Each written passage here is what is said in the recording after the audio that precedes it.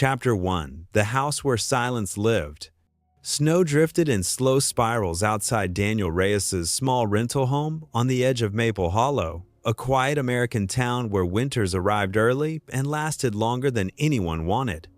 The kind of place where neighbors decorated their porches the day after Thanksgiving, where the bakery sold cinnamon rolls as big as a man's hand, and where everyone knew everyone else's business except Daniel's. People whispered about him. Not unkindly, but with that soft, curious tone people used when someone's life had fallen apart in plain sight. Nice guy, just disappeared after the divorce. I heard his daughter moved to Seattle. He works the night shift now, right?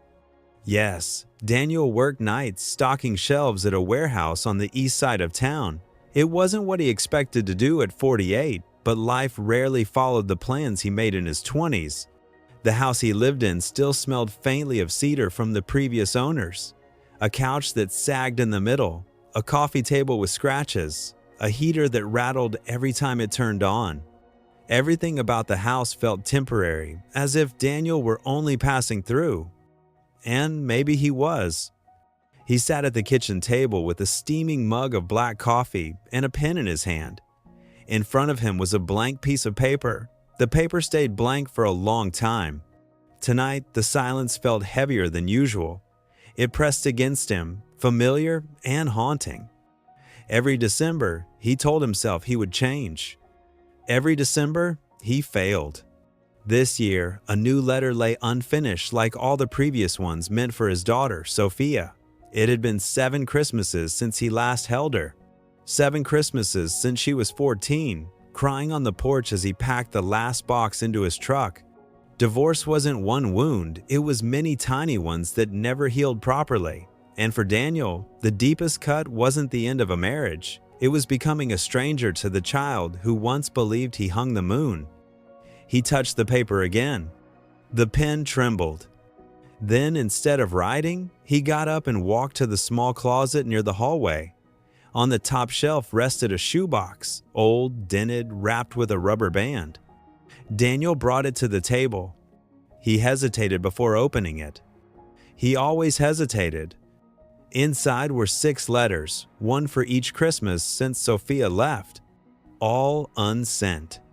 All folded with the neat, painful precision of a man who couldn't let go. He opened the first one. The handwriting was messier than he remembered. Sophia, I'm sorry. I know you don't want to talk to me. I know I've hurt you, but I hope someday you'll understand that grown-ups break too. I hope you're warm this Christmas. He swallowed hard. The letter blurred. Outside, a car passed slowly, the sound of tires on fresh snow. Somewhere down the street, a family was laughing as they set up Christmas lights. The world was moving forward. Daniel wasn't. He wondered if Sophia even remembered that he used to put the angel on top of the Christmas tree because she was too small to reach. He wondered if she still liked peppermint hot chocolate.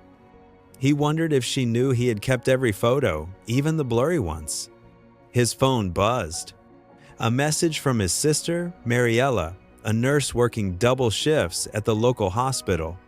Mariella, Danny, the church is hosting a community dinner this Sunday. Come. It's for everyone, immigrants, families, lonely folks. You should be there. Daniel typed back slowly. Maybe. He knew he wouldn't go.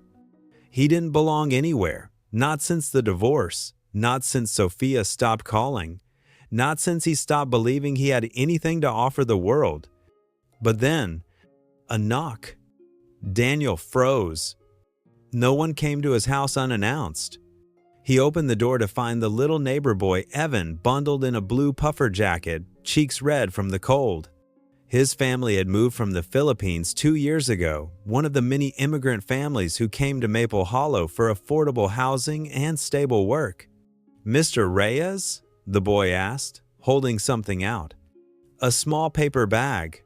Warm. Cinnamon rolls. "My mom said we made too many." Daniel blinked. Connection, real, human connection, felt foreign to him now. "Tell her thank you," he managed. Evan smiled, then glanced at the quiet living room behind Daniel. "You don't have decorations up," he said innocently. "No," Daniel replied softly, "not this year." The boy nodded, as if this made perfect sense, as if grown-ups often forgot how to celebrate things. Then he ran back across the snow, leaving Daniel alone again, except this time the silence felt different, less empty, less suffocating. He closed the door, looked at the shoebox full of letters, looked at the blank page waiting for a new one. And for the first time in 7 years, Daniel whispered to himself, "Maybe this year I'll actually send it." Chapter 2, Maple Hollow in December. The next morning, Maple Hollow felt like a postcard, exactly the kind tourists imagined when they thought of small-town America in December. Fresh snow had settled over rooftops and mailboxes. The air smelled faintly of pine and chimney smoke. Holiday banners hung across Main Street, swaying gently in the winter wind. Daniel drove through town with the heater on high, the old truck groaning with every mile. He wasn't heading anywhere special, just his usual routine. A stop at the gas station for coffee he didn't really like, then a slow drive to the warehouse on the industrial side of town. Routine kept him alive. Routine also kept him numb.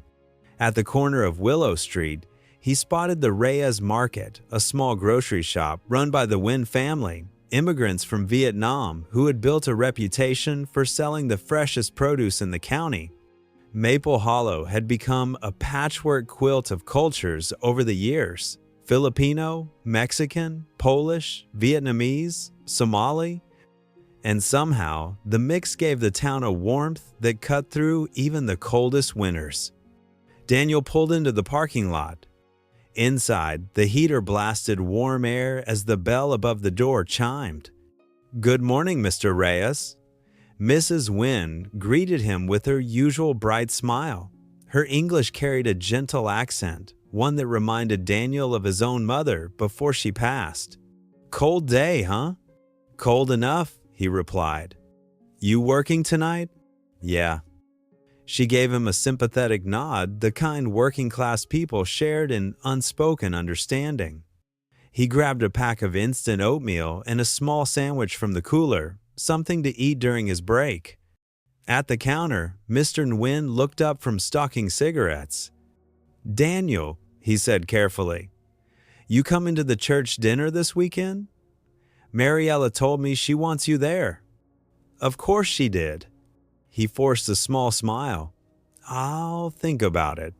Mr. Nguyen nodded, but his eyes said he didn't believe a word. Before Daniel could leave, Mrs. Nguyen added softly, "The holidays are hard for everyone. Don't spend them alone, okay?"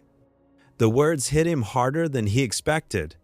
He mumbled a thank you and stepped back out into the cold, the air biting at his skin. The snow had begun falling again, thin flakes drifting lazily from the gray sky. That afternoon, Daniel arrived early for his shift.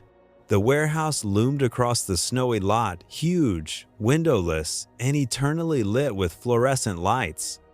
The place always smelled faintly of cardboard and diesel. He changed into his work boots and thick gloves, then clocked in. The shift supervisor, a broad-shouldered man named Tyler, gave him a nod. "Evening, Reyes." "Evening." Tyler never asked questions, never pried. That was one of the reasons Daniel liked him. Work was a place where no one expected him to be anything other than quiet and efficient. He spent the next few hours unloading pallets, organizing merchandise, and scanning shipments. The work was repetitive, but the physical labor kept his mind occupied. Sort of. When his break finally arrived, Daniel sat alone in the small break room, sipping lukewarm coffee and staring at his phone. No notifications, no messages. Just the endless scroll of other people's holiday pictures, families in matching pajamas, Christmas trees, gatherings. He turned off his phone. Then something unexpected happened. Tyler walked in. "You hear about the holiday potluck?" the supervisor asked, grabbing a water bottle from the fridge. "No?" "Next Friday, everyone brings a dish. Food, music, stupid games. He shrugged. You should come. You've skipped every other one. I'm not really the potluck type, Daniel replied. Come on, man, bring tamales or something. I'm not Mexican. I know, but your sister's tamales are legit. She brought some last year, remember? Daniel cracked the ghost of a smile. I'll think about it, he said, knowing he probably wouldn't. Tyler rolled his eyes. Yeah, you always think about it. Just show up for once. It's Christmas. After he left, Daniel stared into his coffee. Everyone in his life, even the people barely in it, seemed to be nudging him back toward the world, toward community, toward something he'd long convinced himself he didn't deserve. Was that a sign? Or just coincidence? After his shift ended at 2 a.m., Daniel drove home through quiet, snowy streets. Maple Hollow slept peacefully behind glowing windows. Christmas lights twinkled along porches and fences. But when Daniel turned onto Cedar Lane, the street where he lived, he noticed something different. A small paper bag sat on his porch. He parked, approached slowly, and picked it up. Inside was a folded card. Thank you for being kind to Evan, the Alonsos, the Filipino family next door. And at the bottom, written in uneven childlike handwriting, Merry Christmas, Mr. Reyes. I hope you decorate this year. For a moment, Daniel stood frozen, breath visible in the cold air. The kindness felt like a weight and a gift at the same time. Inside the house, he placed the bag on the kitchen counter and looked around the dim living room. Bare walls, empty corners, no tree, no lights. Just the quiet shell of a life paused. He went to the closet again, pulled down the shoebox of letters, set them on the table. His hands trembled as he opened a fresh piece of paper. But instead of writing a seventh apology, he wrote 2 words he hadn't dared put on paper in 7 years. Dear Sophia, I miss you. The ink spread slowly across the fibers. A simple truth. A beginning. Outside, the snow continued to fall. And somewhere in Maple Hollow, Christmas quietly began pulling Daniel Reyes back into the world. Chapter 3. The Unexpected Visitor. The next morning, Daniel woke to a soft glow seeping through the curtains. The storm from the night before had cleared, leaving a pale blue sky above Maple Hollow. Snow blanketed every surface with clean, untouched stillness. He moved slowly through his morning routine, coffee, shower, a distracted glance at the local news, trying not to think about the letter waiting on the kitchen table, the fresh one, the one he finally dared to begin.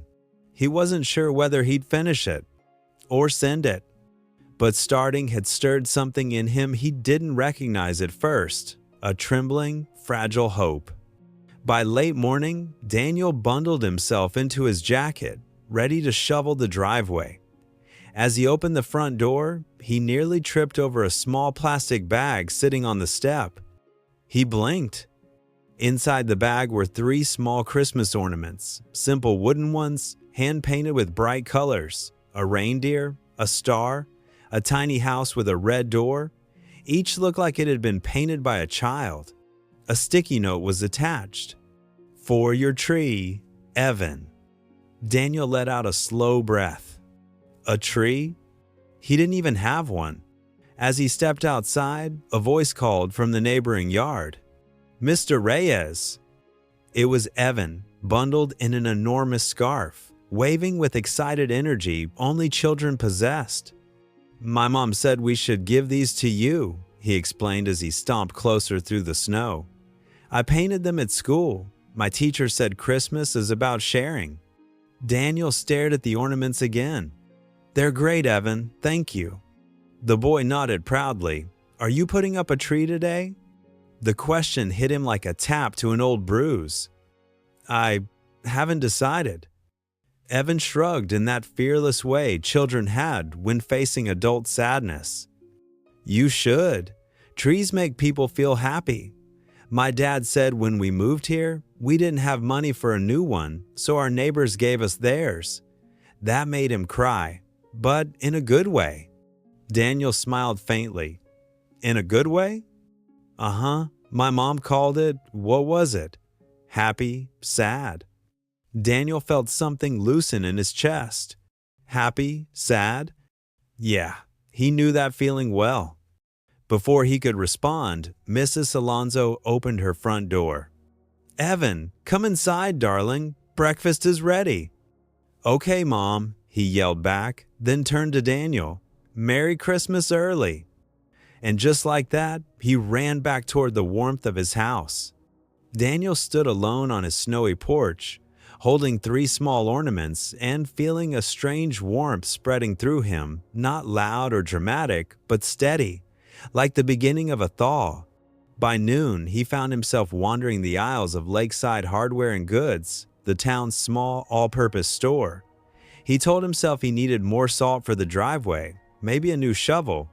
That was true. But as he walked past the seasonal aisle, he stopped.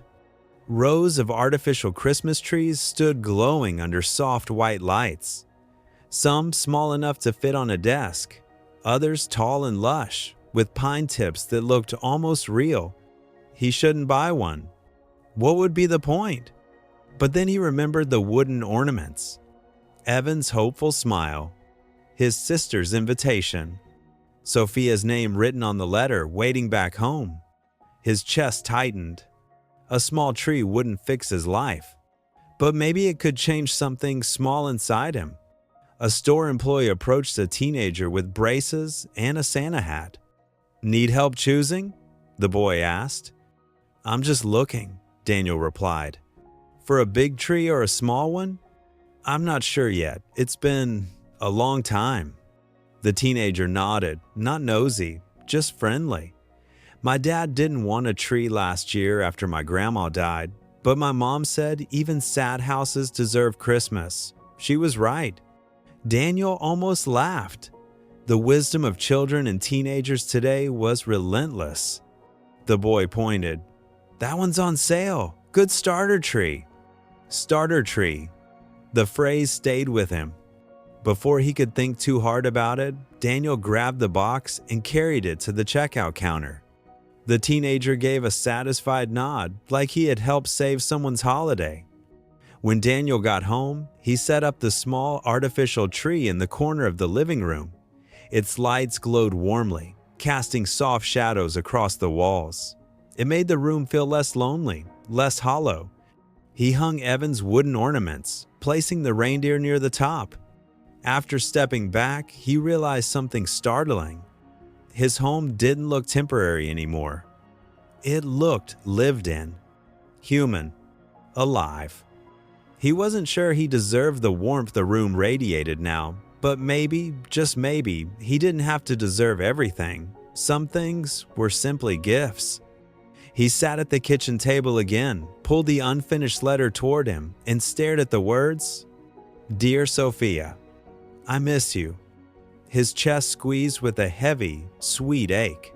He picked up the pen. This time, the words didn't hesitate. Christmas used to be our favorite season. I remember how you danced around the living room when we played Feliz Navidad. You always wanted to put the angel on the tree, even when you were too small to reach. I've kept that angel, you know. It's wrapped in paper in my closet. I haven't used it since you left, but this year feels different. I'm writing because I want to try again, if you'll let me. Even if it's slow, even if it's awkward, even if you're still angry, I just miss my daughter. He paused, breathing shakily. Then he wrote one more line. If you ever want to talk, I'm here. I always will be. He folded the letter with trembling hands. Not perfect, not dramatic, just honest. And for the first time in 7 years, Daniel felt the smallest flicker of peace. Outside, the December wind brushed against the windows. Inside, a tiny Christmas tree glowed softly an anchor against the loneliness. And in his heart, something long frozen had begun very quietly to melt. Chapter 4. The Dinner Invitation. The days that followed passed slowly, wrapped in the quiet rhythm of December. Maple Hollow had a way of glowing differently in the winter lights strung across porches, holiday wreaths on every door, cinnamon scents drifting from bakeries downtown. Daniel noticed everything more than he used to. Maybe because he wasn't rushing through the world anymore. Maybe because the tiny Christmas tree in his living room had shifted something inside him. He woke earlier, opened the curtains instead of keeping the house dim, even played the radio some mornings, old holiday hits that once filled his home when Sophia was small. And yet, underneath the new routine, a thin thread of anxiety tugged at him. He kept rereading the letter he'd written, wondering if he should send it, hide it, or rewrite it all over again. The words were raw, vulnerable, unlike anything he'd allowed himself to feel in years. Still, he folded it carefully, placed it inside an envelope, and tucked it into the top drawer of his dresser, where he could decide later. On Thursday evening, as Daniel stepped out of his truck after work, he noticed a familiar figure walking up the driveway, his younger sister, Mariella. She stood bundled in a long puffy coat, curly dark hair tucked under a knit beanie, cheeks red from the cold.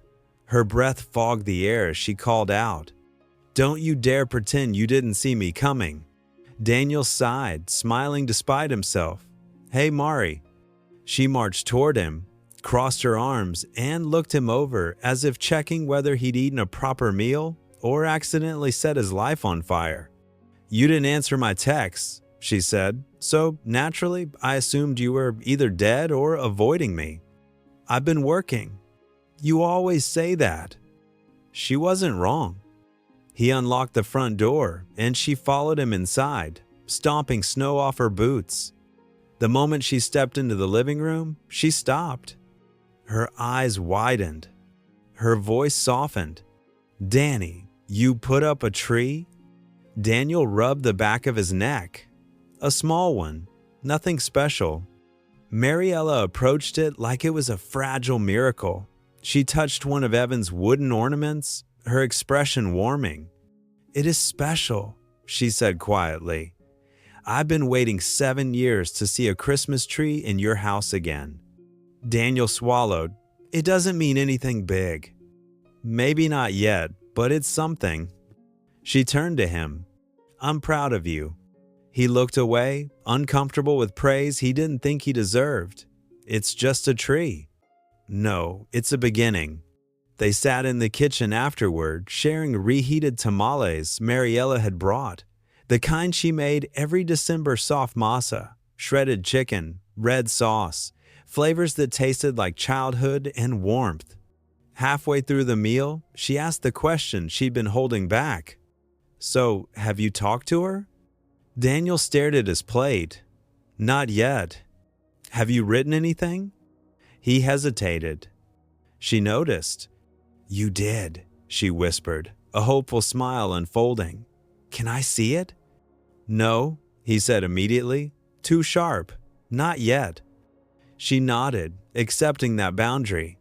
"Okay, I won't push. Just don't hold on to it forever. It's time." Daniel lifted his gaze. His sister's eyes, gentle, steady, unwavering, were the same eyes that held him together after everything fell apart years ago. "I'm thinking about sending it," he admitted. "That's all I wanted to hear." They finished dinner quietly, the comfortable kind of silence shared by people who had survived the same storms. After washing their dishes, Mariella dried her hands and glanced at the clock. "I almost forgot why I came over," she said. "Well, besides checking if you were still functioning." Daniel smirked. "What now?" "You're coming to the church dinner on Saturday." Daniel nearly groaned. "Mari." "No excuses." "I don't really." "You're coming." "I'll be awkward." "Everyone's awkward." "I won't know what to say." That's the beauty of potlucks. You only need to say things like, "Is this your casserole?" and "Wow, that pie is sinful." Daniel laughed despite himself. But the idea of showing up somewhere festive, somewhere full of families and chatter, made his chest tighten. I don't want people looking at me, he muttered. Mariella stepped closer and put a hand on his arm. No one will be looking at you. They'll be busy wrangling kids high on sugar and arguing about whether pumpkin pie is better than pecan. He didn't answer. She continued softly, Danny, you've been alone for too long. Come, just for one night. Let yourself be around people who care. He swallowed hard. What if Sophia's there? He asked quietly. Mariella blinked. She won't be. She's out of town until the 28th. I checked. She gave him a gentle, knowing smile. You're safe. He let out a breath he didn't realize he was holding. Okay, he said finally. I'll come. Mariella's face lit up. Good. I'll pick you up at 6. Don't wear that old jacket with the duck stain on it. It's not a duck stain. It's definitely a duck stain. They laughed again, something rare, something needed. After she left, the house felt strangely warm, almost alive. Daniel walked to the living room and stood before the glowing tree. He touched the wooden star ornament, feeling its uneven paint strokes, the small fingerprints preserved in the dried colors. The world, he realized, hadn't moved on without him. It had waited. Just like the porch light he always left on. Just like the town he still lived in. Just like the daughter he hoped to reach again. He whispered into the quiet room, maybe this year, things can change. And for once, he didn't immediately argue with himself. He simply allowed the possibility to linger. Outside, the December night settled softly around Maple Hollow, warm lights glowing through frosted windows. Inside, Daniel Reyes took one small step closer to the life he'd been too afraid to reclaim. Chapter 5: The Christmas of Second Chances. Snow had thickened across Greenwood, turning the streets into soft white corridors lined with twinkling lights. By late afternoon, the town resembled a Christmas card. Glowing wreaths, candles in windows, the distant sound of a children's choir practicing Silent Night. For Jordan, a man who had always felt like he arrived late to everyone else's life this Christmas, felt different. For once, he wasn't standing outside the glass looking in. Tonight, the community center would host its annual Christmas Eve potluck and donation drive, an event he had ignored for years, partly out of habit, partly out of shame. But after weeks of repairing lights, listening to stories, and slowly knitting himself back into the lives of strangers who no longer seemed like strangers, he felt ready. Or at least ready enough. A quiet morning of remembering. Jordan stood in his kitchen, staring at the tin box on the table, the old cookie tin Maria had used to store letters. He ran a thumb over the faded blue paint, remembering the winter they were too broke to buy decorations, so she painted snowflakes on their windows with white tempera paint and taped handmade stars above the fireplace. Back then, brokenness wasn't something they feared, it was something they held together. He breathed slowly and opened the box. Inside, under bundles of holiday cards and school photos of Lily, was a folded sheet of paper addressed in Maria's handwriting. For when you're ready. His heart stilled. He unfolded it carefully, as if the slightest pressure might erase her words. Jordan, if you're reading this, it means you survived the hardest part. I never worried about whether you were strong. I worried about whether you knew you were loved. One day, when your heart stops hurting so sharply, let Christmas remind you of who you've always been. A man who shows up for others. A man who repairs what he can. A man who was never as alone as he believed. He read it twice, then pressed the letter to his chest, grateful and hollow at the same time. There was no bitterness now, only a quiet ache, and beneath it, a small, steady warmth. He placed the letter back in the box. Okay, he whispered, I'll show up this year. The sinner transformed. By early evening, he arrived at the community center. The once dull hallway now glowed with garlands he had helped mend, lights he had untangled, and wreaths Mrs. Alvarez had crafted from discounted supplies. When he stepped inside the auditorium, he froze. The place was magical. Strings of warm lights cascaded from the ceiling. Paper snowflakes fluttered in the air vents. Long tables were lined with tamales, casseroles, Korean rice cakes, apple crumble, and giant aluminum trays of curry each dish, telling the story of a family that had come from somewhere else and stayed. It wasn't a Christmas of polished perfection. It was a Christmas made from misfits, immigrants, single parents, retirees, young couples, old friends, and people who struggled more often than they admitted. It was messy. It was noisy. It was alive. A place Maria would have loved. Faces that once felt distant. "Jordan, over here." Mrs. Alvarez waved him toward a table stacked with wrapped gifts for the donation drive. Her daughter and grandkids were there, piling boxes into categories: infants, toddlers, teens. "You made it," she said, hugging him briefly. "I knew you would." He chuckled. "I thought about running." "But you didn't," she said, patting his arm. "That counts." A few minutes later, Mr. Lee beckoned him over to help adjust the sound system. Jordan spent the next 20 minutes untangling a mess of cables with the precision of a man who had spent half his career fixing things nobody thanked him for. This time, though, every small success earned cheers from kids and grateful nods from their parents. "Tech wizard," one boy shouted. "Just old," Jordan replied. Everyone laughed. For the first time all season, he felt something lift inside him, lightness, maybe even joy. Unexpected conversations. Later, as people settled into seats, a young woman approached him. She had dark curls, tired eyes, and a toddler perched on her hip. He recognized her from the grocery store. He'd seen her there a dozen times, but had never spoken to her. "Mr. Jordan, right?" she asked shyly. "Mrs. Alvarez said you could help me with something." "Sure," he said. "What do you need?" She handed him a small box of ornaments, most cracked or worn. "These belong to my mom," she explained. "She passed 2 years ago. I want to fix them for my daughter, but I don't know how." Jordan lifted a broken ornament, a small glass bird with a cracked wing.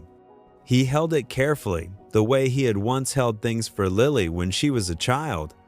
"I can fix these," he said softly. Her relief was immediate and emotional. "Thank you. I don't have many things from her." Jordan nodded gently. "Then we'll save what we can."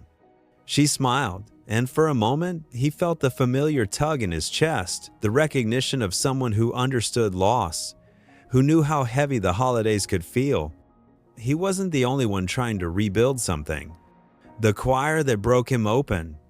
At the front of the room, the children's choir began their performance. Parents held up phones. Grandparents cried. Shy kids stumbled over lyrics.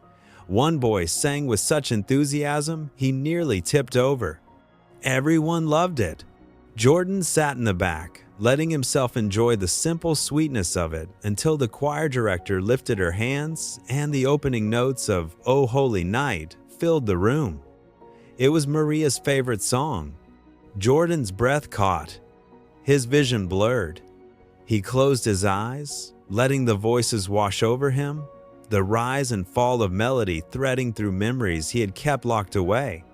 Moments of laughter. Nights decorating the tree. Lily's first Christmas morning. Maria whispering, "This is enough," even when money was tight. He didn't cry loudly, just quietly, shoulders shaking, tears slipping onto his hands, and then a soft hand touched his shoulder. It was Ethan, the shy boy from the ornament workshop, holding a small cup of warm apple cider. "Mom says this helps when people feel sad," the boy whispered. Jordan managed a weak smile and took the cup. "Thank you, buddy." "You're welcome. And it's okay to cry. Grown-ups do it too." Jordan let out a shaky laugh. "Yeah, they do." A gift he never expected. Toward the end of the evening, Mrs. Alvarez stood near the stage. "Everyone, before we end, we have one more gift to present," she announced. "A community gift." A few people wheeled out a box covered in red wrapping paper. They motioned for Jordan to come forward. He blinked. "Me?" "Yes, you," she said firmly. People clapped until he had no choice but to walk to the front. When he tore open the box, his breath stilled. Inside was a brand new set of tools, high quality, expensive, neatly organized in a large, sturdy case. For a moment, he could only stare. "We know you've been using old equipment," Mrs. Alvarez said, "and you've fixed more things around here in 3 weeks than we could have managed in 3 years. Mr. Lee added, "Consider it an investment because we're not letting you retire from helping us." Laughter echoed around the room. Jordan swallowed hard. "I don't know what to say." One of the immigrant fathers raised his hand. "Say you'll stay in this town. People like you. They make life better." Jordan wiped a tear. "Then I'll stay, and I'll keep fixing whatever you give me." Everyone cheered. It wasn't just a gift. It was a welcome, a place, a purpose, a second chance, a Christmas walk home. The night ended with goodbyes, leftover food packed into foil, and children tumbling into cars with new toys. When Jordan finally stepped outside, the snow had quieted and the sky glowed with a soft blue haze. He walked home slowly, the tool case in his hand and warmth lingering in his chest. At his porch, he paused. The Christmas lights he'd repaired earlier in the season glowed steadily, no flickering, no fading. He reached out and touched one bulb gently. "This might be the first Christmas," he whispered into the cold air, "that I'm not just surviving." He looked down the quiet street families, closing doors, laughter echoing faintly, windows bright with celebration. For the first time in years, the world didn't feel like something happening without him. It felt like something he was part of. And as he stepped inside, he felt Maria's words return to him like a promise. A man who shows up for others. A man who repairs what he can. A man who was never as alone as he believed. Jordan closed the door softly behind him, letting the warmth of his small home wrap around him.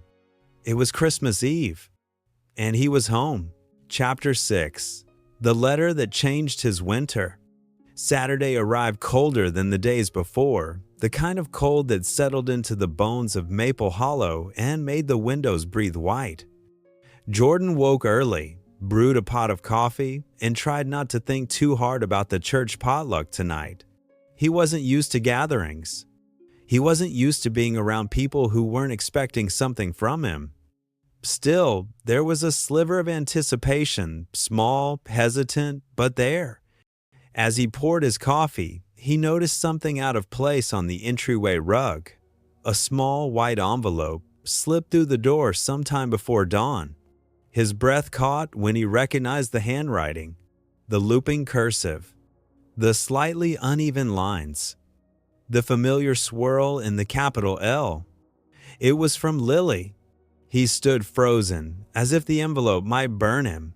His thumb brushed over his daughter's name again and again, trying to steady himself. For 7 years, their communication had been sporadic birthdays, occasional holiday messages, and 3 tense phone calls that had ended with more silence than progress. But a letter? Lily never wrote letters. His heart pounded as he opened it carefully, unfolding the paper inside. "Dad, I'm writing because I'll be near Maple Hollow soon. I know it's been a long time, too long. I'm not sure how to say everything I want to say, so I figured I'd start with something simple. I've been thinking about you, about us, about everything that broke between us.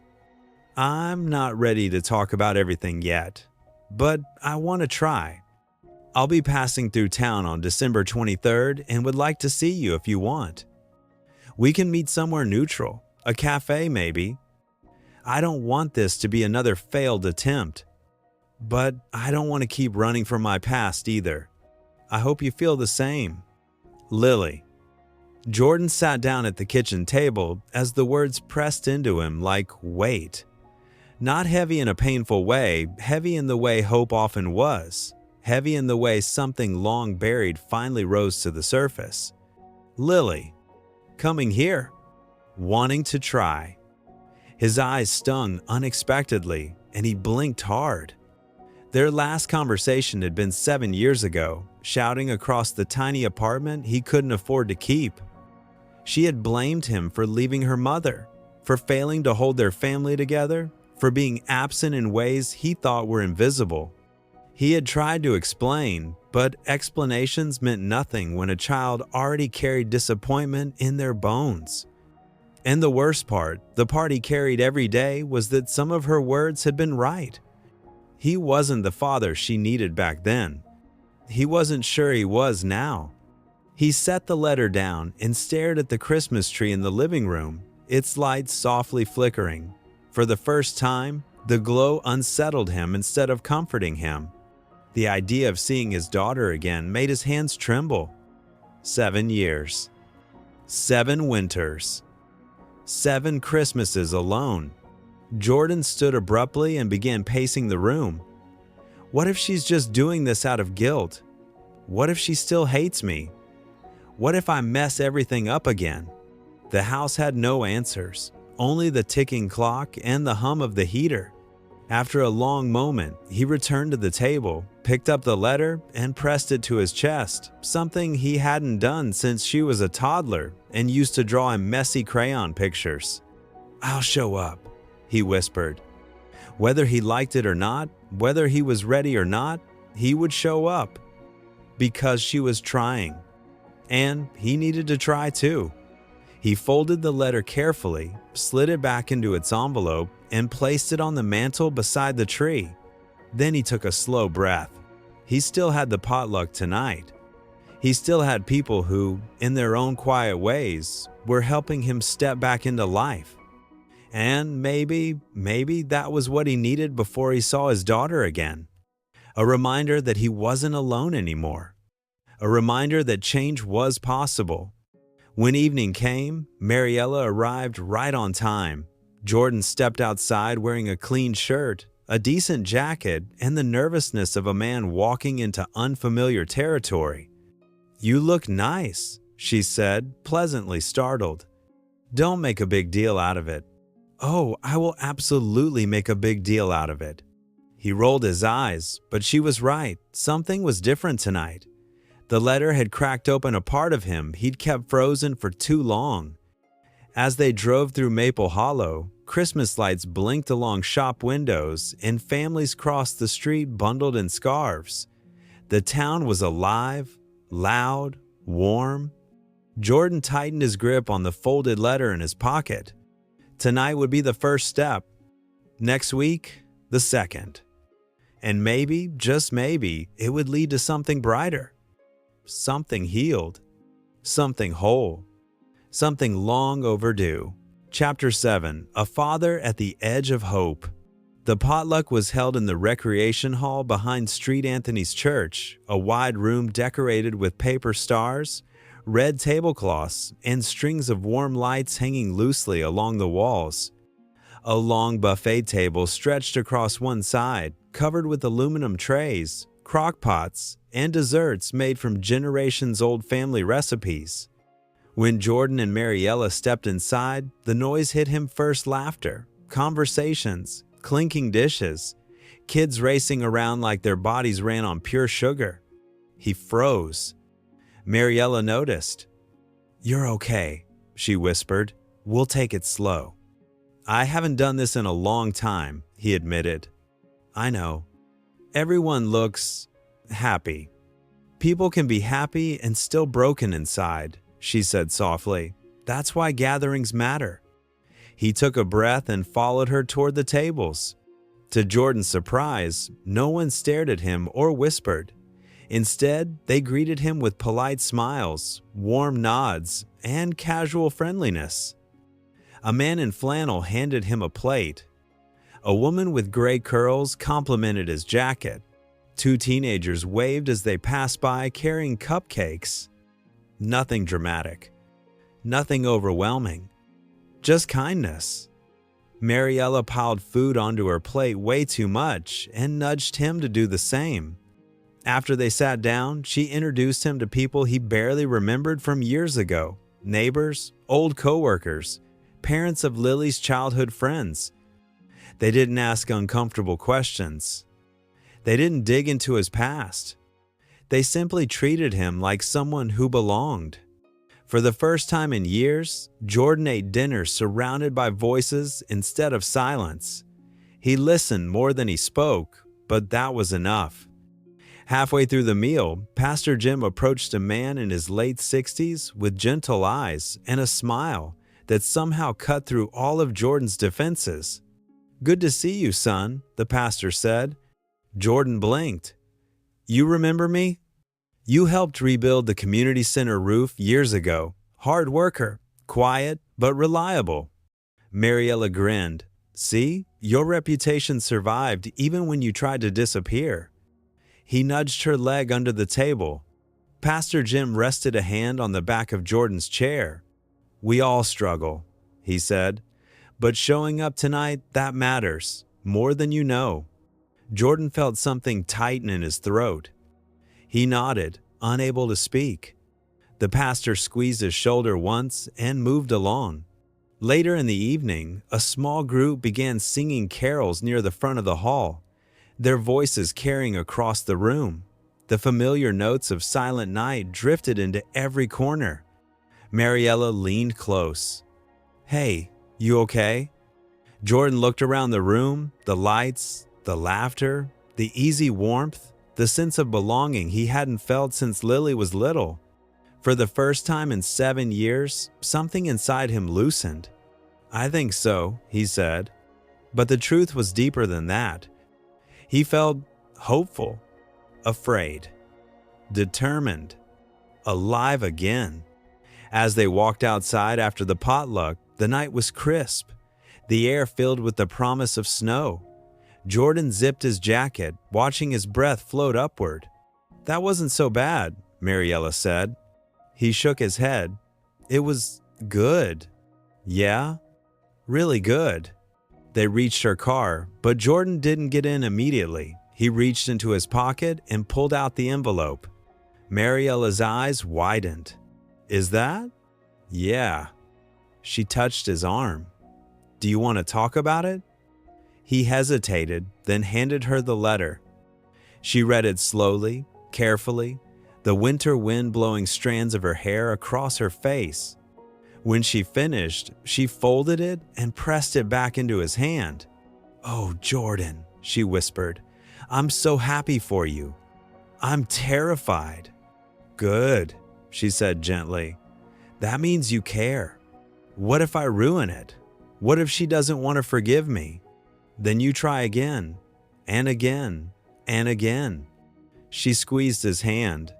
"Because she's worth it, and so are you." Jordan exhaled shakily. Mariella gave a small, proud smile. "December 23rd, huh? That's soon." "Yeah. You'll be ready." He wasn't sure, but for the first time, he wanted to be. As they drove home, Maple Hollow glowed with holiday lights. Houses flickered with warmth behind frosted windows. Children built lopsided snowmen under porch lamps. And somewhere in the distance, the town church bell rang softly, as if blessing the night. Jordan watched it all pass by the window. And for the first time since his life fell apart, he whispered a small, quiet prayer for the chance to be her father again. Chapter 8. What we keep, what we let go. On Monday morning, the sky above Maple Hollow was pale and heavy, like it could snow at any moment. Jordan stepped into the house and took a long look around his living room, the soft glow from the Christmas tree, the quiet hum of the heater, the framed memories he had never bothered to hang on the walls. For the first time in years, the house didn't feel empty. But it didn't feel settled either. He walked down the hallway and paused at the door to the guest room, the room that once belonged to Lily. He hadn't opened it in years. Not really. Sometimes he would crack it open to store an old box or toss in a winter blanket, but he'd never stepped fully inside. Today felt different. He pushed the door open. Light spilled across the carpet, illuminating dust floating in slow circles. The room was exactly as it had been the day Lily left for college, walls painted ocean blue, shelves cluttered with half-forgotten trinkets, posters peeling at the edges. But everything felt frozen, suspended in time. Jordan's throat tightened. He crossed the room slowly, afraid that stepping too loudly might shatter the memories still lingering here. On the desk sat an old glass jar filled with seashells, Lily's favorite collection from a trip to Ocean City. She used to hold each shell up to her ear, convinced she could hear the ocean even from their tiny inland home. Beside it lay a Polaroid camera he bought her for her 13th birthday. He picked it up gently, brushing dust from its edges. A small drawer on the side of the desk caught his attention. When he slid it open, he froze. Inside were photographs, dozens of them. Snapshots of Lily's life, school projects, her first violin recital, her mother smiling awkwardly at the camera during their last Thanksgiving together as a family. Jordan felt his chest constrict. He lifted one photo, a young Lily sitting on his shoulders at a 4th of July parade, fireworks painting streaks of color across the sky behind them. She was smiling wide, fearless, and full of light. He sat down on the edge of the bed, the picture trembling in his hands. Where had that time gone? When had everything started falling apart? And why had he waited so long to open this door? His eyes burned, but he didn't look away from the memories. He owed it to Lily, to the child she used to be, and to the woman she had become, to face all of it. Jordan spent hours sorting through the room. Some things he kept: the camera, the seashells, a blue knitted scarf she made for him in 8th grade. Other things he boxed up gently, not to discard, but to make space for whatever came next. By afternoon, the room looked different, lighter, calmer, like a place where new memories could exist, not just old ones. He stepped back and whispered, "This is for you, kiddo." A slow sense of peace settled over him. He wasn't erasing the past. He was making room for the future. That evening, he called Mariella and told her what he had done. She sounded genuinely proud. "You're preparing," she said softly, "for her and for yourself." Jordan looked at the open doorway of Lily's room. "For both of us," he agreed. Outside, snow began to fall soft, steady flakes drifting down like blessings from the quiet winter sky. Chapter 9. The Christmas Day Decision. December 23rd arrived with a sharp wind and a sky heavy with winter clouds. Jordan stood on the sidewalk outside Pines and Steam Cafe, his hands shoved into his jacket pockets, his breath forming clouds that disappeared quickly into the cold air. He checked his watch for the 4th time. Lily wasn't late. He was just nervous. He felt every minute of the past 7 years pressing on his chest, every failure, every missed moment, every unanswered message. Then the cafe door opened, and she was there. Lily stepped outside wearing a long gray coat, her dark hair tucked into a knitted beanie. She looked older than the last time he saw her, more confident, but also softer somehow. Like a woman who had lived enough life to understand how complicated everything could be.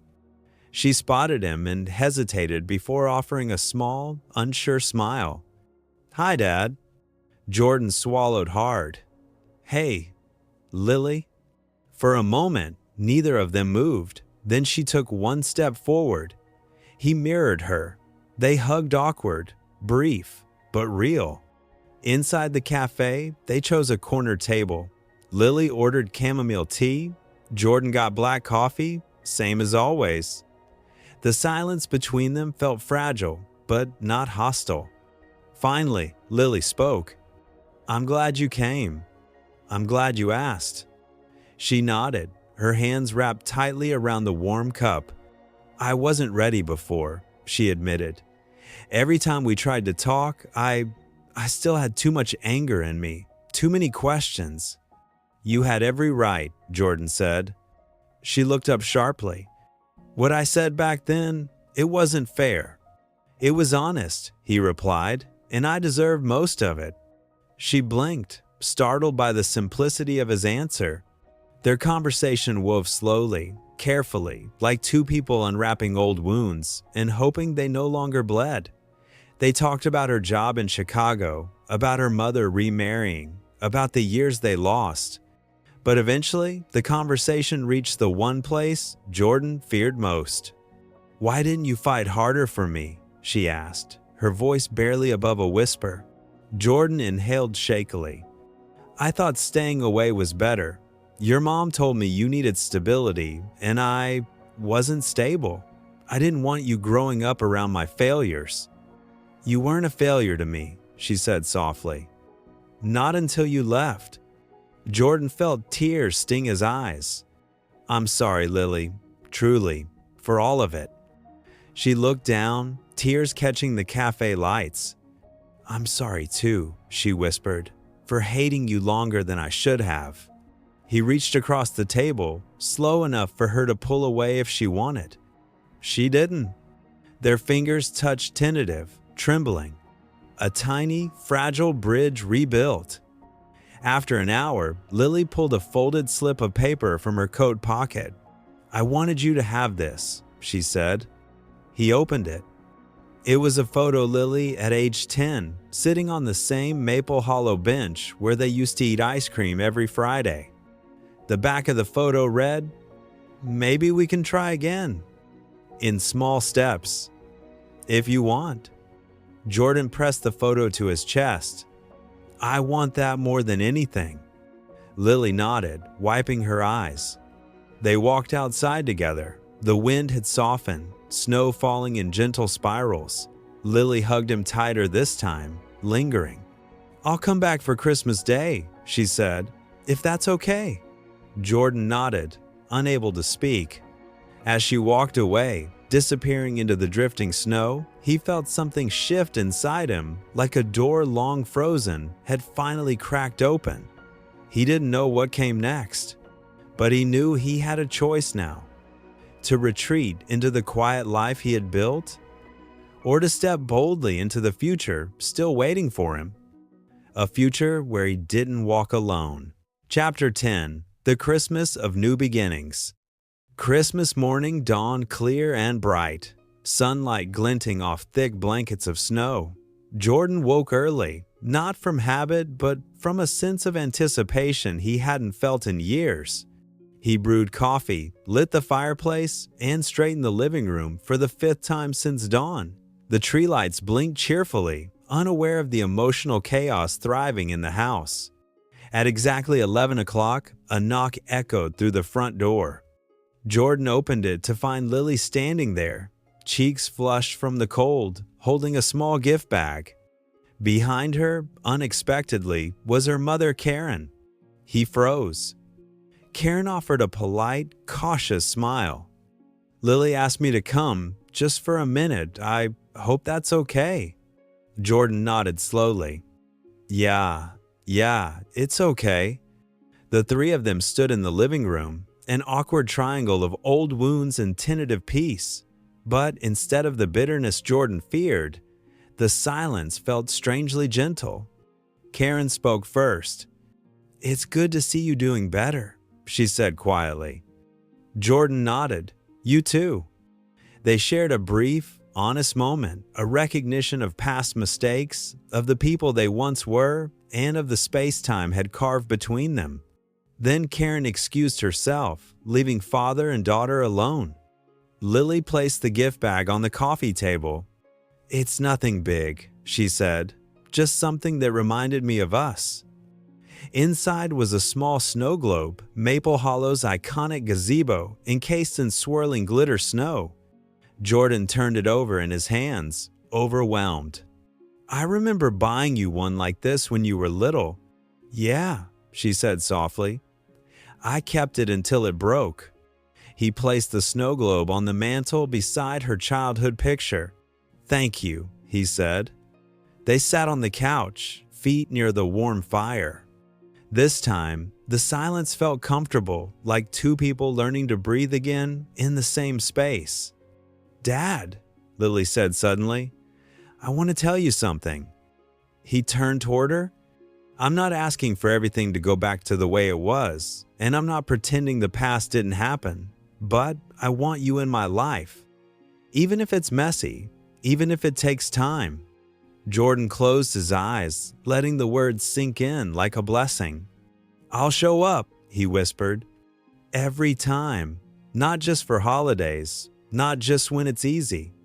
She leaned her head on his shoulder, a gesture so simple yet so profound that he felt his heart break open in the best way possible. "Good," she said. "That's all I need." The afternoon passed, with stories some painful, some funny, some healing. They cooked a simple lunch. They walked outside and watched children sled across the snowy hill. They visited the Maple Hollow gazebo, where Lily took a selfie of the two of them. Jordan felt years of weightlifting with each small moment. Later, as the sun dipped behind the pine trees, casting golden light across the snow, Lily stood by her car reluctantly. "I'll come back next month," she promised. Jordan nodded, his voice thick. "I'll be here." She hugged him long, warm, complete. When she drove away, he didn't feel abandoned.